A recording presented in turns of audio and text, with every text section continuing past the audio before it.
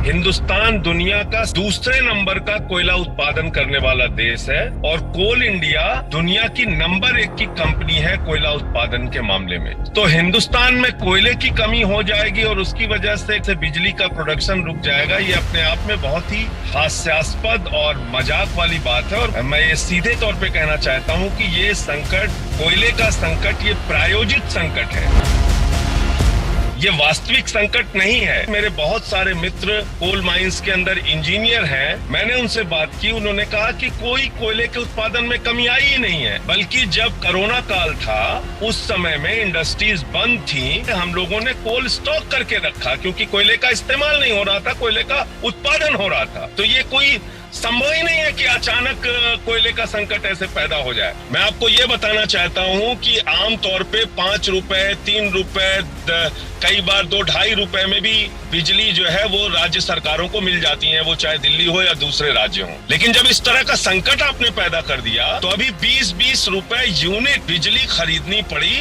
और उसमें बहुत सारे प्राइवेट प्लेयर्स को फायदा हुआ। तो आखिर ऐसा क्यों किया सरकार ने? निजी कंपनियों को फायदा पहुंचाने के लिए और महंगी बिजली लोगों को खरीदनी पड़े राज्य सरकारों को, इसकी वजह से आपने ऐसा संकट प्रायोजित कर दिया जिसकी वजह से चंद बड़े प्लेयर्स को, प्राइवेट प्लेयर्स को इसमें बहुत बड़ा फायदा हुआ हो। कोयला कोई घर की सुई थोड़ी है कि खोजने से नहीं मिल रही है, और आप सो रहे थे, आपको पता नहीं चला, स्टॉक में कमी हो गई। कल हमने देखा गृह मंत्री ने बैठक ली है, चिंता है सरकार को, आज प्रधानमंत्री ने बैठक ली है, तो आपका क्या आरोप है? सरकार क्यों इस पर समीक्षा कर रही है? ये सब कुछ नाटक और प्रायोजित है। कोयले का संकट हिंदुस्तान में है ही नहीं। कोल इंडिया के चेयरमैन का बयान सुन लीजिए। जो भाजपा की कुछ राज्य सरकारों ने, जैसे उत्तर प्रदेश को देख लीजिए, उन्होंने कोल इंडिया का हजारों करोड़ रुपए बकाया कर रखा है। तो आपको कोयला कैसे मिलेगा? वो एक समस्या हो सकती है, लेकिन कोयले के स्टॉक की कमी ये शुद्ध रूप से प्रायोजित संकट है, ऐसा बिल्कुल नहीं है।